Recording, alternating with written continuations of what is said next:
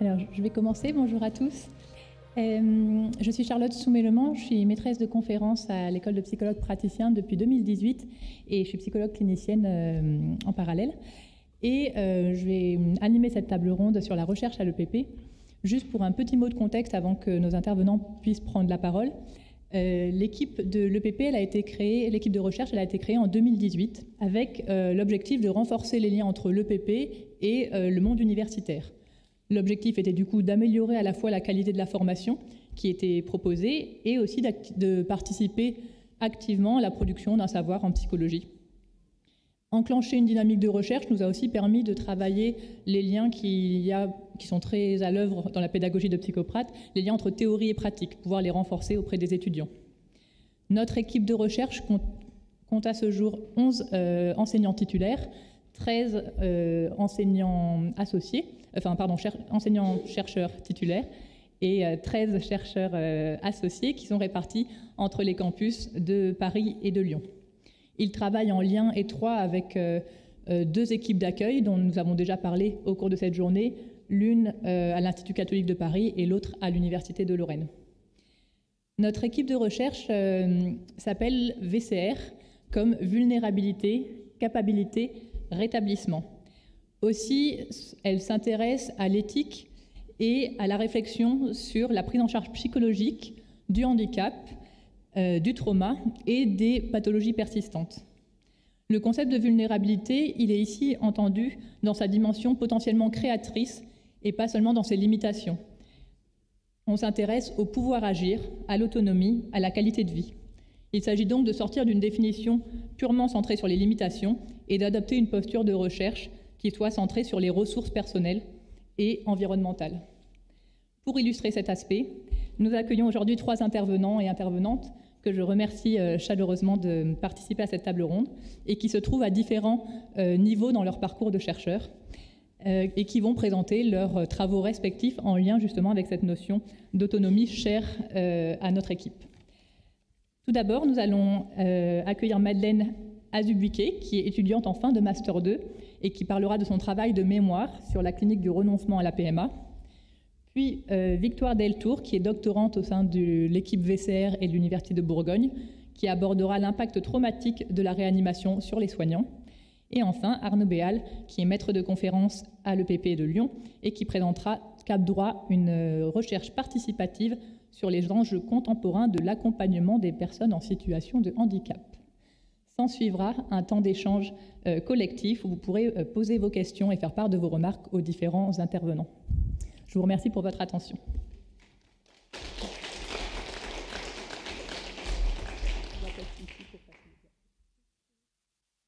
Merci. Bonjour. Je suis très heureuse et honorée de participer à cette table ronde.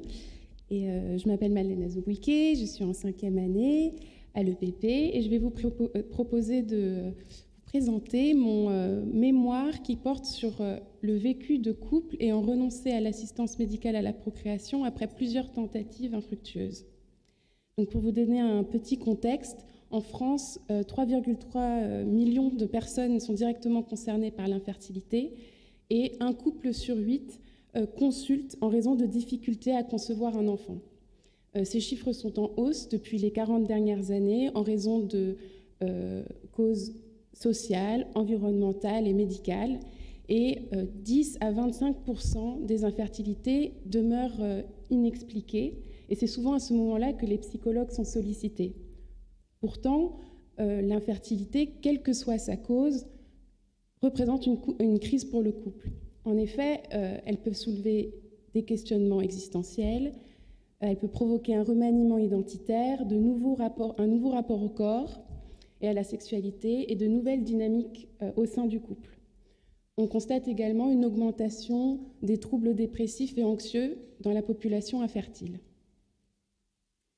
Pour faire face à l'infertilité, la stratégie d'ajustement, si on peut dire, qui est plébiscitée, est le recours à l'assistance médicale à la procréation. C'est un ensemble de techniques biomédicales qui permettent de favoriser la survenue d'une grossesse. Elle représente un véritable espoir pour les couples. Pourtant, elle comporte également beaucoup d'inconvénients. Pour commencer, c'est une procédure éprouvante, parce que souvent pour les femmes, parce qu'elles subissent des traitements hormonaux très lourds. De plus, elle comporte peu de chances de succès, parce que ces chances varient entre 10 et 22% par procédure, selon la technique utilisée. Dans la société actuelle, la persévérance est une valeur centrale, et le désir d'enfant peut être une force motivationnelle puissante. C'est donc souvent difficile pour des couples qui se sont engagés dans l'AMP de décider de renoncer. Certains couples tendent alors à persévérer indéfiniment dans ces traitements sans avoir d'enfant. Pourtant, le renoncement peut parfois être une stratégie d'ajustement efficace, surtout si elle est suivie d'un processus de réorientation des buts.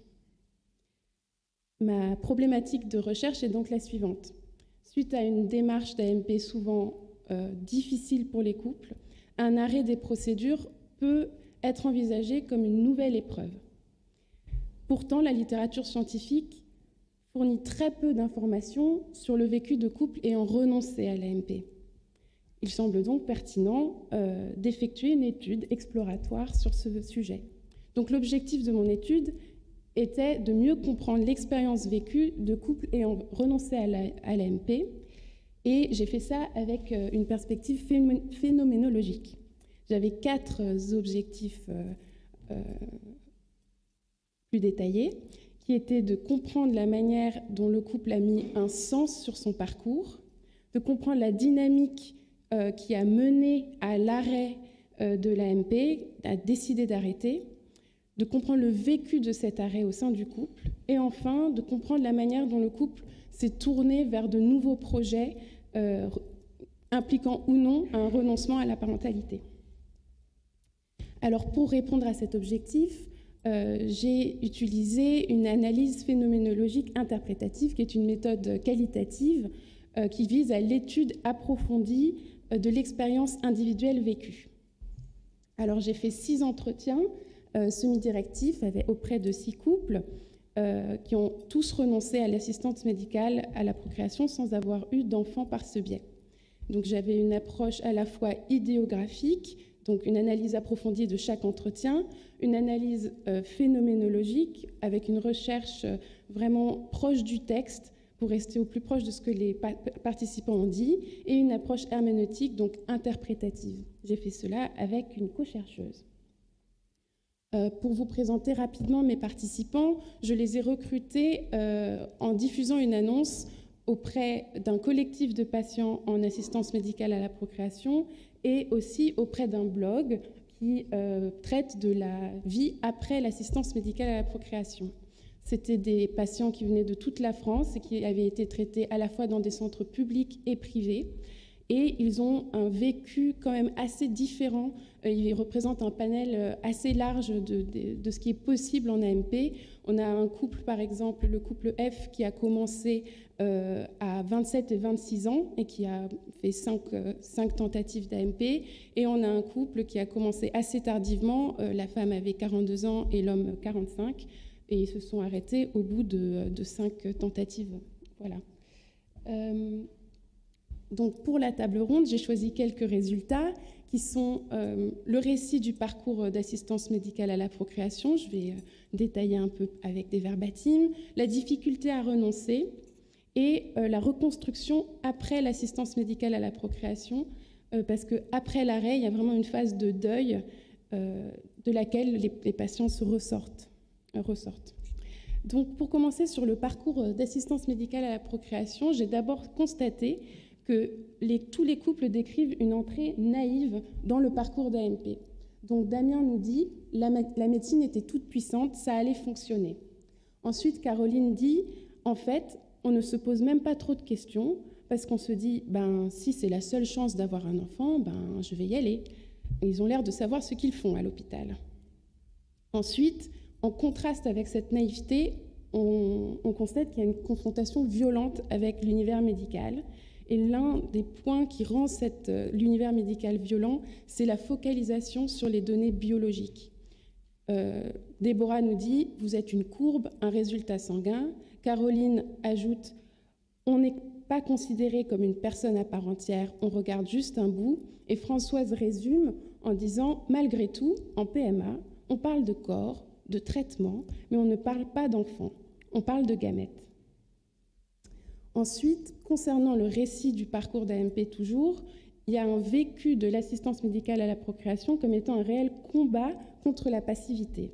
Déborah nous explique, par exemple, on a besoin d'être associé à ces parcours-là, on a besoin de choisir. Moi, je sais, par exemple, que pour la ponction, j'ai choisi de ne pas faire d'anesthésie, j'ai choisi une hypnose. On a besoin d'avoir un tout petit peu de maîtrise sur ce qu'il se passe. Ensuite, il y a beaucoup de couples qui m'ont raconté des parcours avec beaucoup d'essais différents en dehors de l'assistance médicale à la procréation, et Agnès illustre ce propos. Parallèlement à tout ça, j'ai fait plein de soins alternatifs. L'acupuncture, les chirurgies, on a été à Lourdes, on a mis en place des herboristes, des médiums, on n'a pas tout misé sur l'AMP. Quelque part en plus, on se disait, on a tout fait, on a mis toutes les chances de notre côté. Tout était consacré, même le budget, finalement, à tous ces soins. Voilà. Ensuite, il y a la question de la difficulté à renoncer. Souvent, sur trois femmes parmi les couples que j'ai rencontrés s'étaient engagées dans les procédures médicales à la procréation parce qu'elles avaient un conjoint qui était plus motivé qu'elles et elles voulaient satisfaire le désir de leur conjoint. Et souvent, en fait, elles persévèrent malgré la douleur et malgré le ras-le-bol. Et donc, Barbara explique sa difficulté à annoncer qu'elle voulait arrêter d'essayer. Parce que moi, par rapport à Bertrand, c'était moi qui étais infertile. C'était de ma faute. Donc, c'était normal que je fasse tout ce qu'il fallait pour que ça fonctionne. Et donc là, d'abandonner, même temporairement, c'était une trahison, en fait. Voilà. Ensuite, pour le dernier point qui concerne la reconstruction après l'AMP, il y a l'importance de témoigner et de raconter son histoire, de se ressaisir un peu du fil de sa vie. Tous les couples le disent et Agnès, elle, écrit un livre sur son parcours et elle dit « La solution pour moi, c'est de raconter ». Ensuite, concernant la réorientation des buts, qui était le sujet principal de mon étude, il y a aussi parce que les participants ont été recrutés dans une communauté de patients, il y a la force de cette communauté de patients qui les aide à aller de l'avant parce qu'ils trouvent une communauté qui a de la valeur et qu'ils trouvent un vécu commun qui leur permet d'avoir des visions de l'avenir assez positives. Donc Étienne nous dit de manière assez humoristique, c'est comme je ne sais pas, les Français qui vivent à Londres, ils sont entre eux, ben nous c'est pareil, on est une communauté. Et Bertrand nous dit, on se sent compris, ça arrive à n'importe qui et ça arrive à des gens bien. Et pour finir sur la reconstruction après l'AMP, j'ai constaté que les couples se tournaient vers 3 valeurs de l'existence décrites par Frankl dans sa théorie sur la logothérapie, qui sont la valeur de créativité, les valeurs d'expérience et les valeurs d'attitude. Concernant la valeur de créativité, beaucoup se sont tournés vers de nouveaux métiers, ont construit des nouveaux projets. Et Agnès, par exemple, s'est lancée dans des études et a dit « À 47 ans, j'ai été titulaire du master ». Pour les valeurs d'expérience, les couples se recentrent sur l'amour qu'ils portent l'un à l'autre. Et voilà, donc je suis retombée amoureuse de lui, nous dit Agnès à propos de son mari. Et enfin, il y a les valeurs d'attitude où André dit « respirer, marcher, être content d'être là ». On est épanoui avec quelque chose de tout simple, c'est vivre, vivre simplement. Et Déborah ajoute « je suis contente et fière d'avoir réussi ce truc-là, on s'en est sortis à 2 et on est encore ensemble ». Voilà, pour conclure sur cette intervention, je voudrais faire le lien avec la table ronde qui est sur l'autonomie. Donc la question c'était par quoi passe le pouvoir d'agir chez le patient ? Et j'ai retenu 2 points importants qui sont le partage d'informations et la prise de conscience par les patients de certaines aliénations qu'ils peuvent avoir. Et donc Pour le partage d'informations, moi j'aimerais mettre un surligneur, si on peut dire, sur la prévention et le partage d'informations sur l'infertilité, parce que les couples s'engagent de manière vraiment naïve dans ces parcours, et ça peut être intéressant de les accompagner mieux en leur donnant plus d'informations sur ce que ça implique. Et ensuite, il y a la prise de conscience par les patients de leur aliénation qui peut passer par des rendez-vous avec des psychologues. Et tous les couples ont décrit un manque cruel d'accompagnement psychologique pendant le parcours d'AMP. Et s'ils voient des psychologues, c'est souvent vécu comme une accusation, parce qu'on leur dit « Ah bah ça marche pas, donc allez voir le psy, ça va se régler comme ça ». Voilà. Merci de m'avoir écoutée.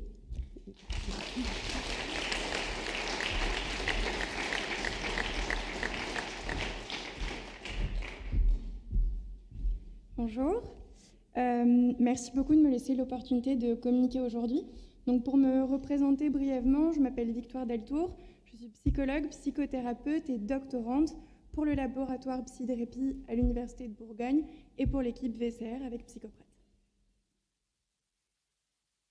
Donc pour vous remettre dans le... Donc je vais vous présenter aujourd'hui une partie de mon travail de thèse qui porte sur le vécu des soignants de réanimation durant la crise Covid-19 à travers une revue systématique de la littérature portant sur l'impact traumatique que peut avoir la réanimation sur ces soignants, mais aussi en m'appuyant sur des verbatims issus de ma recherche.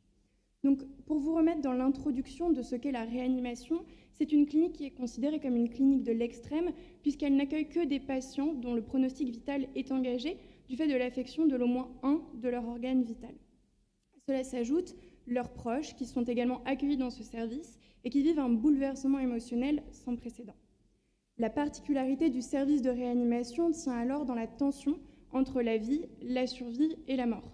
Effectivement, le taux de mortalité y est élevé puisqu'il varie de 20 à 25% selon les services, et à cela s'ajoutent les processus de limitation et ou d'arrêt thérapeutique qui engagent professionnellement, mais surtout humainement, les soignants, et qui concernent 10% des patients admis en réanimation et s'accompagnent de 50% des décès. Dans un tel environnement de travail, la question de l'impact traumatique de la réanimation sur ces professionnels est alors inévitable. Cela d'autant plus que, comme vous le savez, ces derniers vivent depuis 2019 des vagues épidémiques sans précédent. C'est face à ces constatations qu'il nous a semblé essentiel de faire un état des lieux sur la littérature portant sur l'état de stress post-traumatique, ESPT, chez les professionnels de réanimation depuis les 10 dernières années, en temps de pandémie, mais aussi hors temps pandémique. Cela afin d'appréhender, mais aussi d'avoir un regard critique sur les propositions de prise en charge thérapeutique. Pour ce faire, nous avons mené une revue systématique de la littérature suivant les directives PRISMA.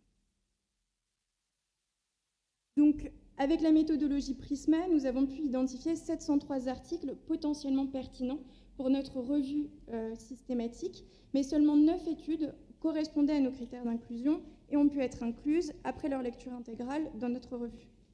Le nombre d'études incluses montre qu'il existe peu de littérature concernant l'impact traumatique de la réanimation sur ces soignants, ce qui est particulièrement étonnant, d'une part parce que les soignants sont essentiels à la vie de ce service, mais aussi parce que leur bien-être a un impact direct sur celui des proches et des patients du fait de la qualité des soins qu'ils fournissent.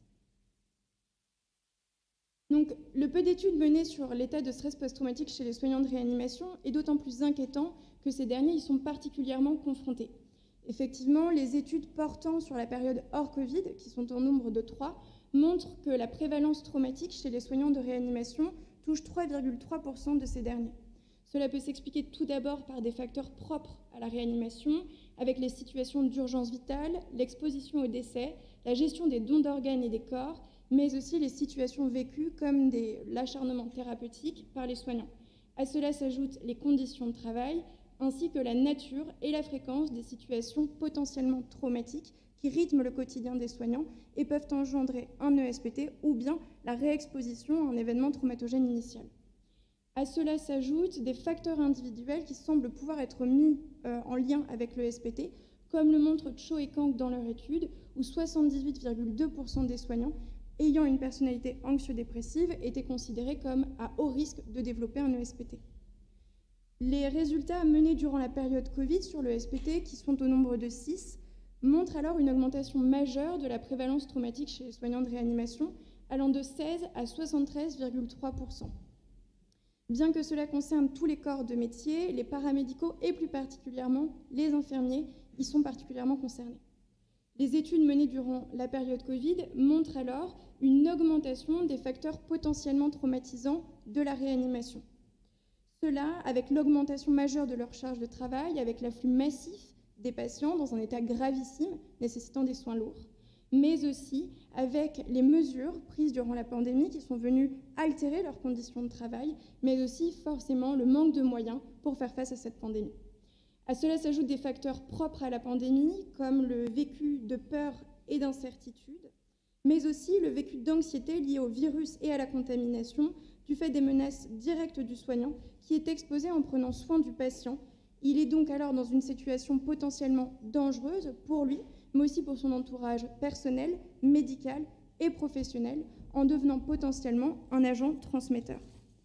La notion de risque vital est alors associée à celle de responsabilité et parfois même de culpabilité. En plus de cela, les réorganisations d'équipes engendrées par l'accueil de personnel de renfort durant la première vague a généré une pression inattendue pour ces derniers qui se sont vus dans l'obligation de les former, mais aussi d'assumer la responsabilité des actes de ces renforts. Enfin, nous avons également remarqué dans nos entretiens une spécificité du Covid qui est celle des médias venant rappeler constamment aux soignants le contexte pandémique, ayant alors un effet de reviviscence venant complexifier ce vécu traumatique. Donc, les éléments que nous apporte cette revue systématique sur le traumatisme chez les soignants de réanimation amènent la question essentielle de sa prise en charge. Il s'avère que peu d'études, puisqu'elles sont au nombre de 3, se sont intéressées à ce sujet et que toutes portent durant la période Covid, alors que nous venons de le voir, le traumatisme chez les soignants de réanimation n'est pas apparu avec cette période. Certaines études se sont tout d'abord penchées sur les ressources utilisées par les professionnels durant la crise. Ces dernières soulignent alors l'importance d'une communication claire et fluide durant de telles périodes afin de limiter le sentiment de peur et d'impuissance. Une recherche est également intéressée aux ressources des professionnels pour faire face à l'ESPT et a montré que l'utilisation de la pensée positive comme stratégie d'adaptation pouvait être protectrice contre l'ESPT. Il faudrait donc peut-être se pencher sur le développement de ce type de stratégie chez les soignants pour les aider à faire face à de telles périodes de crise. Par ailleurs, les études faisant des propositions de prise en charge centrées sur le trauma, mais aussi adaptées aux soignants de réanimation sont rares. Effectivement, la plupart proposent de mettre en place des solutions d'optimisation des conditions de travail, de la psychoéducation, ainsi que des stratégies de renforcement de la résilience. Et pourtant, ces recommandations semblent peu adaptées car elles sous-tendent une participation active des soignants, mais aussi du système hospitalier. Cela alors même que la pratique, mais aussi la recherche, n'ont de cesse de nous rappeler la difficulté qu'ont les soignants d'être actifs dans leur demande de prise en charge, ainsi que le système hospitalier et ses difficultés à trouver les ressources pour mettre en place des stratégies nécessaires. Donc, les études soulignent alors la difficulté de trouver une prise en charge adaptée pour les soignants, ce qui s'explique par le contexte sanitaire lui-même, mais aussi par la culture médicale, par l'urgence et la charge de travail des soignants, ainsi que la difficulté d'être actifs dans la démarche de suivi. Effectivement, ce sont tous des facteurs mettant à mal la demande de soutien des soignants, et plus particulièrement leur autonomie dans le processus de prise en charge thérapeutique. Tous ces éléments peuvent expliquer notamment pourquoi les dispositifs mis en place durant la crise n'ont été que peu utilisés. Ces résultats, tant dans le nombre d'études disponibles sur ce sujet que les propositions thérapeutiques associées, nous amènent de réels questionnements en tant que psychologues quant à la prise en charge du traumatisme des soignants de réanimation face aux facteurs pouvant entraver leur autonomie dans leur prise en charge. Notre revue systématique ainsi que notre recherche apportent des éléments de réflexion. Ainsi, les soignants mettent en avant le besoin d'avoir une personne de confiance sur place qui puisse être un soutien disponible pour ces derniers lorsqu'ils en ressentent le besoin. Toutefois, nombreux sont ceux qui soulignent la difficulté, voire l'impossibilité à être actifs dans la demande de soins. C'est ce que nous explique un médecin lorsqu'il dit « L'appel téléphonique, c'est plus facile, parce qu'en fait, avant de franchir une porte et d'ouvrir une porte et de dire « j'ai besoin d'aide », Souvent, c'est plus compliqué que prendre son téléphone et appeler. Dans un tel contexte, le praticien semble alors obligé de s'adapter et d'aller vers le soignant. C'est ce que nous explique alors une infirmière lorsqu'elle dit déjà, rien que de savoir qu'il y a quelqu'un à qui on peut parler, mettre quelqu'un à disposition et surtout de communiquer à tout le monde qu'il y a quelqu'un qui est là pour discuter si besoin, ça, déjà, je trouve que c'est très bien. Cette constatation n'est toutefois pas simple à mettre en place puisqu'elle vient se heurter à la peur du soignant d'être jugé par ses collègues du fait du besoin thérapeutique. Et c'est ce que nous dit une aide-soignante lorsqu'elle dit « c'est compliqué, voilà ». Surtout que l'hôpital, on va dire, c'est pas un milieu très compréhensif entre nous, quoi. Le débriefing en équipe pourrait alors être un moyen de parler de situations difficiles sans que les soignants se sentent stigmatisés par le suivi thérapeutique. Nous pensons ainsi à des discussions de groupe portant sur des situations professionnelles complexes, mais qui permettraient dans un second temps de parler du vécu de chacun. Donc pour conclure, les études incluses dans notre recherche n'ont eu de cesse de souligner le risque traumatique encouru par les soignants de réanimation, risque largement augmenté par la crise sanitaire. Pourtant, face à ces constatations, peu d'études proposent des dispositifs de prise en charge psychologique adaptés aux soignants de réanimation. C'est pourquoi il semble primordial de continuer à mener des recherches quant au vécu traumatique des soignants, mais aussi de continuer à penser aux dispositifs que nous pourrions mettre en place pour les accompagner face à un tel vécu, en prenant en compte l'ensemble des facteurs pouvant mettre à mal leurs demandes, mais également leur autonomisation dans ce processus. Cela nous oblige à prendre en considération le fait qu'il y ait une réelle différence entre la présence d'un psychologue dans un service et une présence à distance. Je terminerai alors cette présentation par les paroles de ce médecin qui semble résumer parfaitement l'importance du psychologue en réanimation et comment appréhender l'autonomisation du soin psychique dans un service si particulier. Moi, je pense qu'effectivement, la présence effective, sans qu'on l'ait vraiment demandé ou actionné, d'une ou deux psychologues, tissant des liens, si vous voulez, avec les soignants, revenant les voir. Je pense que les gens ont besoin de parler encore plus dans ces périodes de tension et de peur. Et s'il y a quelqu'un qui est là, si vous voulez, ils ne vont pas faire la démarche. Il vaut mieux qu'il y ait quelqu'un qui soit là. Je pense que c'était la bonne stratégie. À la limite, je me demande s'il ne faudrait pas qu'on continue à faire ça. Merci pour votre attention.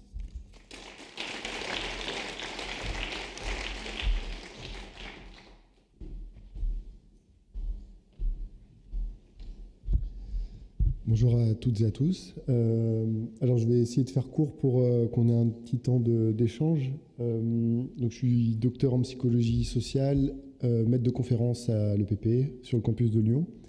Et je participe à une recherche depuis 2017 après ma thèse qui s'appelle Cap Droit. Donc je voulais vous en parler. C'est une recherche qui est encore en cours, qui se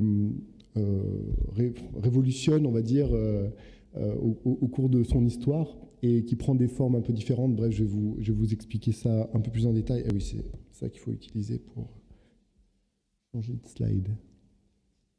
Voilà. Alors, cette recherche, donc d'abord dire que c'est une recherche participative, mais j'y reviendrai.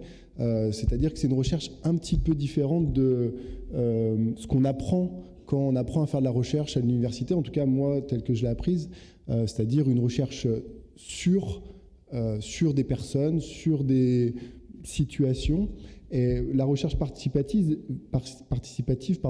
elle vise aussi à faire de la recherche avec les personnes sur qui d'habitude on fait de la recherche.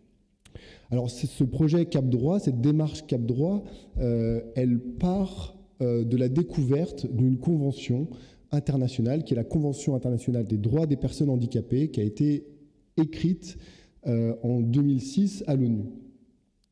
Je ne sais pas si vous la connaissez. Elle a été particulièrement originale dans sa construction, puisque normalement les traités internationaux, ils sont écrits par les membres de l'ONU, les États-nations qui sont à l'ONU. Et là, pour la première fois, cette convention, elle va intégrer des ONG de personnes en situation de handicap du monde entier, représentant tout un tas de handicaps différents. Donc cette convention, elle va être écrite, elle va être ratifiée. Et il y a des articles dans cette convention qui vont faire particulièrement polémique, et notamment un qui va être à l'origine de cette démarche, qui est l'article 12 de cette convention, qui s'appelle « Reconnaissance de la personnalité juridique dans des conditions d'égalité », comme s'il fallait le rappeler finalement qu'il y a ce principe universel que nous sommes tous et toutes des personnes juridiques.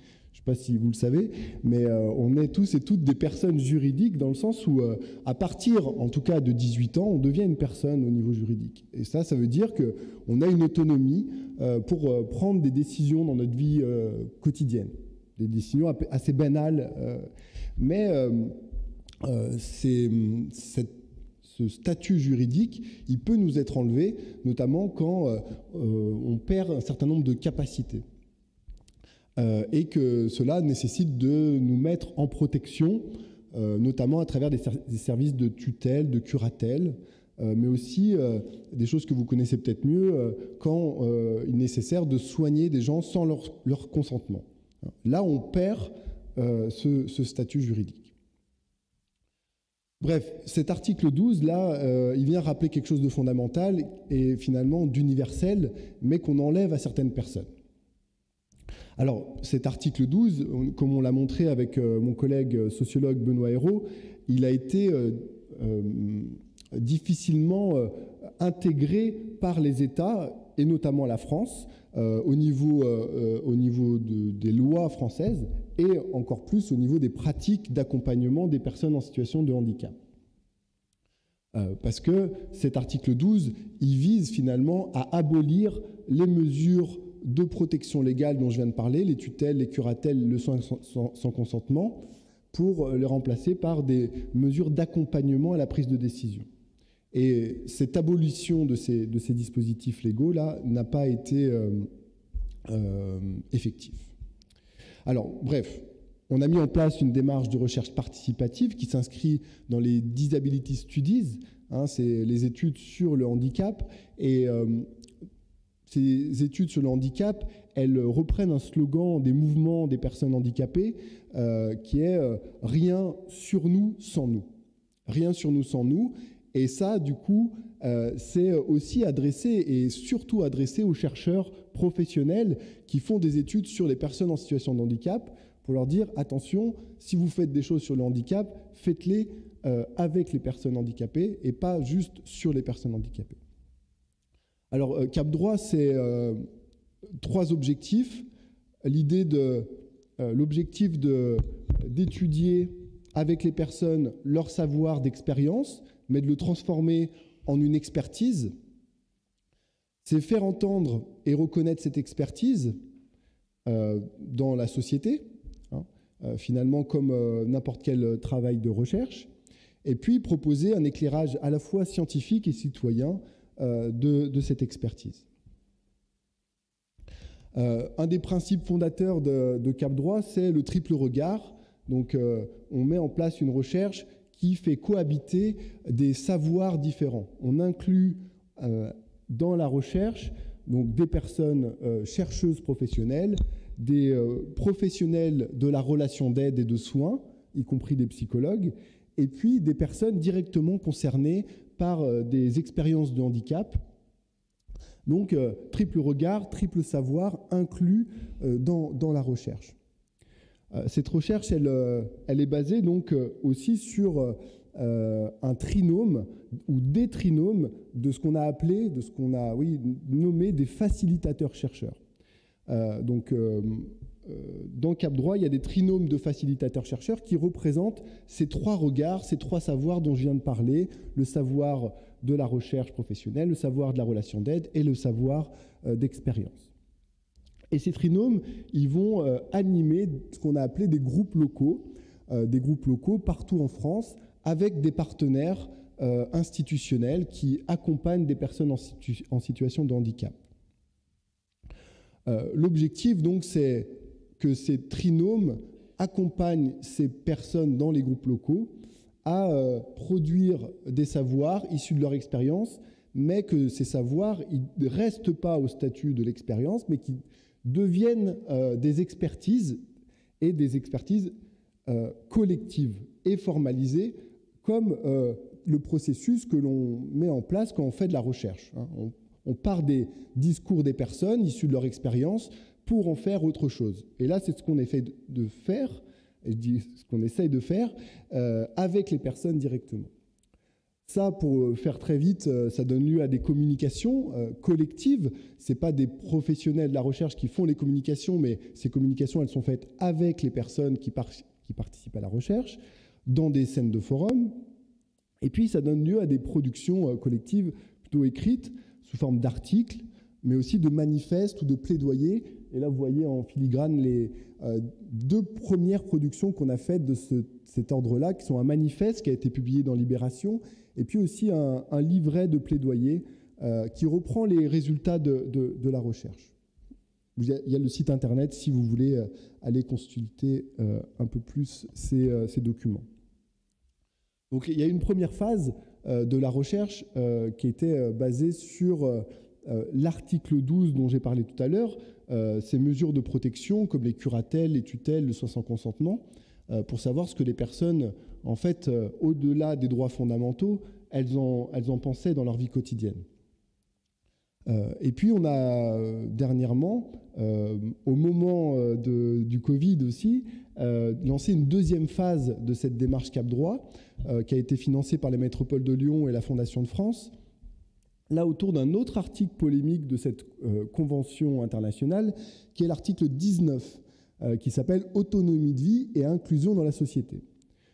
Cet article, il est polémique parce qu'il s'inscrit dans ce mouvement actuel, à la fois politique et à la fois sanitaire, qui est ce mouvement de désinstitutionnalisation que vous devez connaître, vous avez sûrement entendu parler de ça.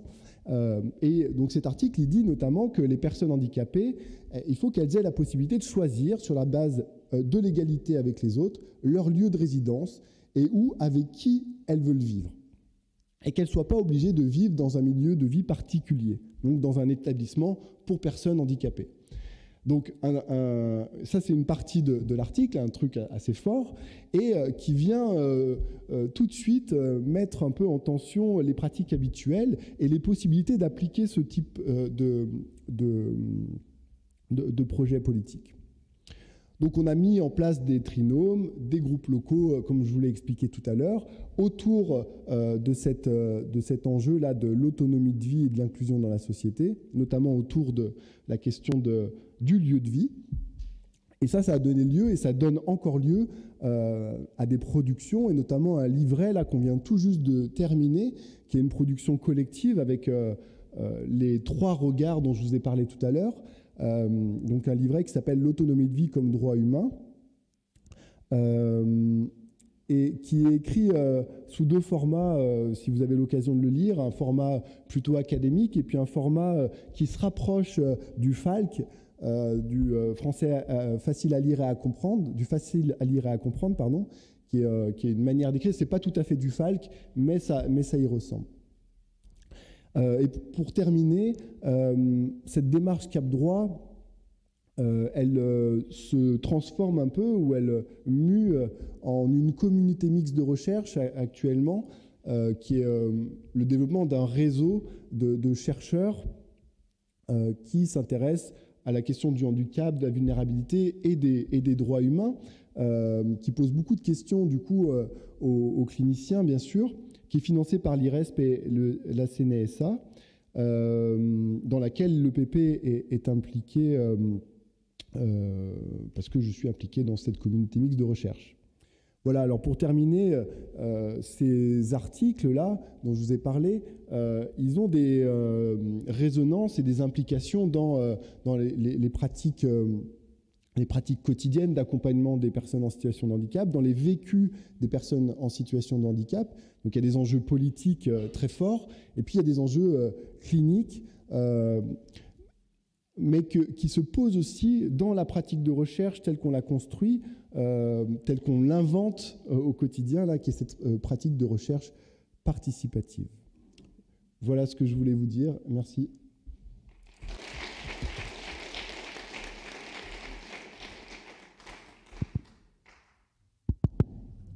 Merci beaucoup à tous les trois pour vos interventions. Maintenant, on a un temps d'échange possible avec l'ensemble des participants et du public pour poser vos questions, faire vos remarques. Est-ce que quelqu'un veut intervenir ?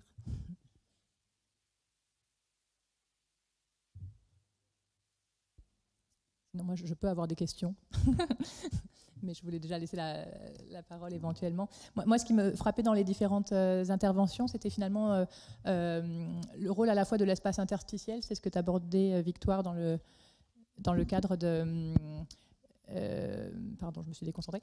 Dans le fait que le psychologue était là sans forcément qu'il y ait nécessité de prendre rendez-vous, il était présent, et donc ça m'évoquait effectivement ces lectures sur l'institution et l'espace interstitiel tels qu'ils pouvaient se proposer. Et puis il y avait aussi ce poids de la communauté qui était abordé dans ta recherche, et c'est vrai qu'on pourrait réfléchir peut-être communément à d'autres facteurs qui puissent permettre justement cette autonomisation.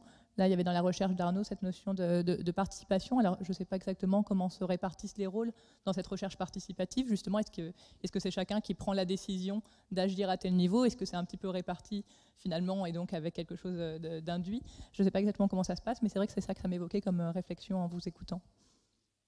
Est-ce que Arnaud, éventuellement, tu peux nous préciser un petit peu la répartition de...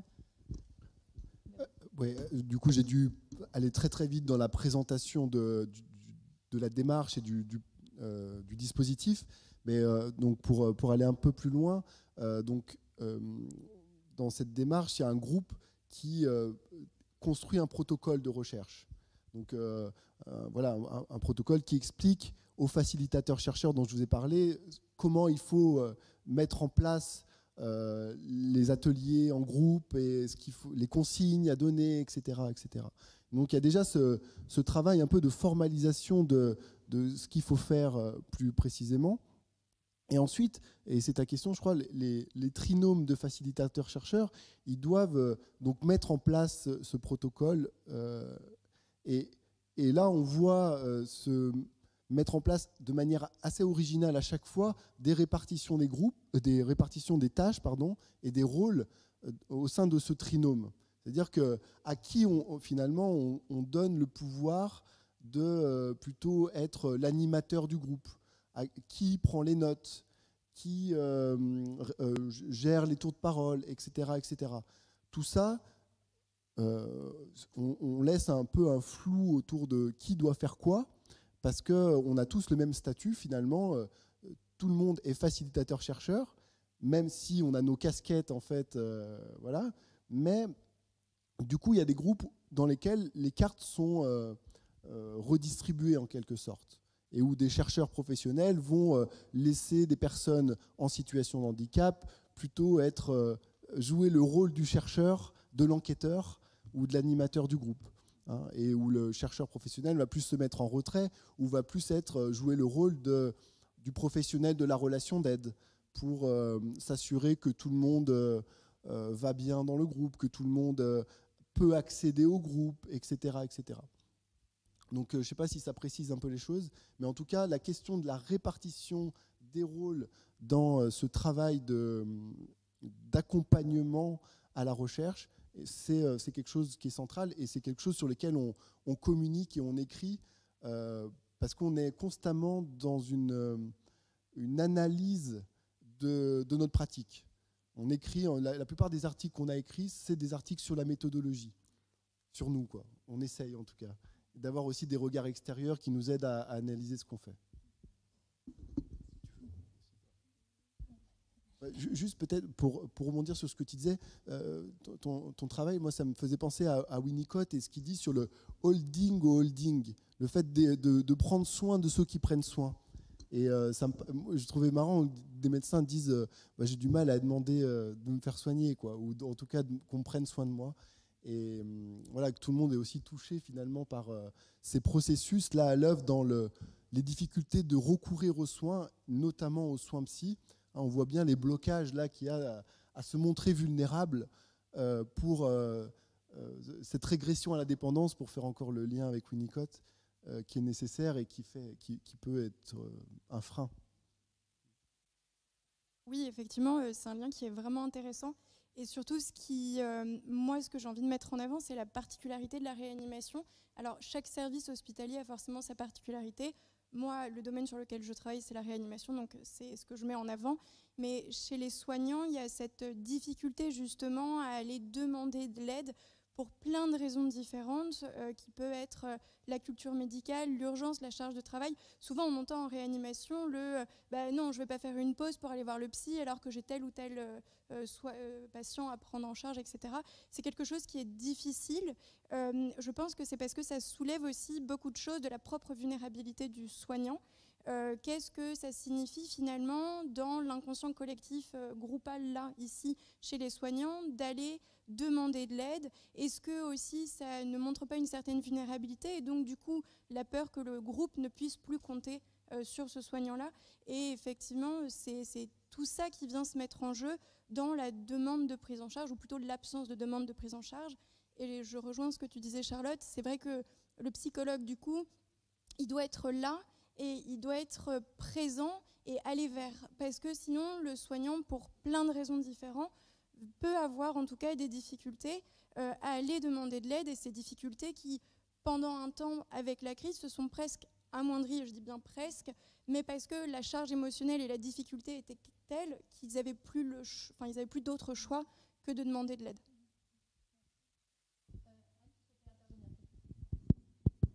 Oui, merci déjà pour ces 3 présentations très intéressantes. Je vais d'abord adresser la question à Arnaud, mais ça peut être intéressant aussi que nos étudiantes répondent à cette question. Dans les 3 présentations, il y a une dimension un peu politique à l'action de recherche qui est conduite, voire très politique. C'est pour ça que je m'adresse à toi, Arnaud, en premier lieu. Et comment vous gérez en fait les glissements possibles ou les recouvrements possibles entre la recherche et cette dimension politique, militante, voilà. Une question difficile, une question très difficile, mais en même temps, Cap Droit, c'est voilà, des mots qu'on rajoute quand on parle de Cap Droit. On dit que c'est une démarche scientifique et citoyenne. Donc ça nous inclut directement dans quelque chose qui est de l'ordre d'un engagement. Alors on pourrait parler des heures sur les liens qui ont déjà été évoqués beaucoup dans la littérature, dans les sciences humaines et sociales, les liens entre science et politique. Je pense à Weber notamment, mais nous, la base de la recherche, c'est un texte politique. C'est un texte légal, c'est un texte politique, et qui a été écrit et par des États et par des groupes politiques de personnes handicapées. On peut les appeler des ONG, mais c'est des groupes militants. Et ces groupes militants, ils revendiquent des droits en tant que personnes ayant des troubles divers et variés, des handicaps. Et donc, on part de cette base-là pour en faire un objet à la fois de recherche, mais aussi un objet qui retourne dans la société. Enfin, c'est comme ça que là, je répondrai à ta question, c'est que finalement, c'est un objet politique qu'on essaie de mettre, et c'est peut-être aussi un mot-clé qu'on utilise beaucoup dans Cap Droit, de mettre en dialogue, parce qu'on sait que ça fait polémique. L'article 12, pour l'inclure dans les pratiques, ça pose beaucoup de problèmes. Il y a des personnes, quand on parle avec des professionnels, on ne sait pas quoi faire avec elles. On est obligé de prendre des décisions à leur place. Comment on peut appliquer l'article 12 ? Donc on sait qu'il y a des points de blocage. Donc nous, notre volonté, là, c'est de mettre en dialogue ces articles sur lesquels les gens s'opposent. Et c'est le cas aussi de cet article 19, là, où est-ce qu'il faut abolir les établissements de prise en charge des personnes handicapées ? Ou est-ce que finalement des institutions, contrairement à ce que dit l'article 19, ne peuvent pas être intéressantes, vitales pour finalement ces personnes qui peut-être même feraient elles-mêmes, et c'est le cas de certaines personnes qui participent à Cap Droit, la demande d'aller dans des institutions. Bref, je vais un peu plus loin que ta question, mais voilà, nous, c'est comme ça qu'on essaie de résoudre le truc, quoi. Mais ça pose en effet beaucoup de questions, et c'est des reproches qu'on nous fait d'être plutôt du côté militant. Et puis d'autres militants ou personnes, par exemple en situation de handicap, vont nous dire « vous êtes trop scientifique ». Parce que le milieu du handicap est très politisé. Et, enfin, en tout cas, il y a une partie qui ressort là, qui est très politisée et qui pousse les changements sociaux et politiques et les changements de pratique des professionnels. Peut-être juste avant qu'on passe aux autres personnes, du coup, tu nous as parlé de publications qui ont une dimension un peu politique, manifestes, etc., publiées dans Libération, etc. Et comment ça se passe, du coup, pour la publication scientifique ? Alors, comme je disais, les publications scientifiques qu'on fait, c'est des publications essentiellement méthodologiques. Alors, ouais, c'est essentiellement des publications sur la méthode, donc, où on essaie du coup de décrire, mais aussi de critiquer. En fait, c'est le gros travail qu'on fait, c'est de pointer les problèmes que ça pose, notamment en termes de... Parce que dans le champ des démarches de recherche participative, il y a aussi des enjeux politiques, notamment en termes d'égalité, de justice, ce qu'on appelle la justice épistémique. Donc il faut que tous les savoirs soient symétrisés ou à égalité, quoi. Donc on oblige, enfin il y a un peu une charte, quoi, ou une éthique dans la recherche participative. Donc on essaie de questionner en tout cas ces reproductions d'inégalités, etc. Après, moi j'ai écrit des articles sur des expériences d'un groupe local auquel j'ai participé. Là on décrit plus spécifiquement ce qui s'est passé, ce qui s'est dit, les processus dans le groupe, les différentes prises de position par rapport par exemple à ces enjeux de privation de liberté, de tutelle et de curatelle. Bon, je ne sais pas si je réponds bien à ta question. Mais... Merci Arnaud. Il va bientôt être temps de conclure. Victoire, est-ce que tu veux rajouter un mot sur ce point avant qu'on termine ? Vraiment très très rapidement. Du coup, moi ma recherche c'est différent de celle d'Arnaud dans le sens où c'est politisé d'une manière vraiment différente. Je pense que la difficulté à laquelle j'ai été confrontée moi au début, c'est que quand j'ai commencé mon recueil de données, on sortait du premier confinement et je venais recueillir le vécu de soignants. Et le fait de ne pas glisser dans quelque chose de politique, pour moi, ça a été d'abord de ne pas glisser dans quelque chose d'un vécu personnel. Et ensuite, à force de travailler les entretiens, de lire aussi dessus, de recueillir les données, finalement, cette question politique, je trouve qu'elle ne s'est pas tant posée parce que je m'appuie surtout sur les dires des soignants que j'ai interrogés et je reste sur ces dires-là sans le mettre en parallèle avec l'actualité, ce qui me permet, moi en tout cas, de ne pas glisser dans quelque chose où je pourrais donner mon avis sur plein de contextes actuels avec le vaccin par exemple ou certains traitements. Merci beaucoup. Merci beaucoup à tous pour votre participation. Merci encore aux intervenantes et intervenants. Et je laisse la suite à Renaud pour la suite du programme. Merci.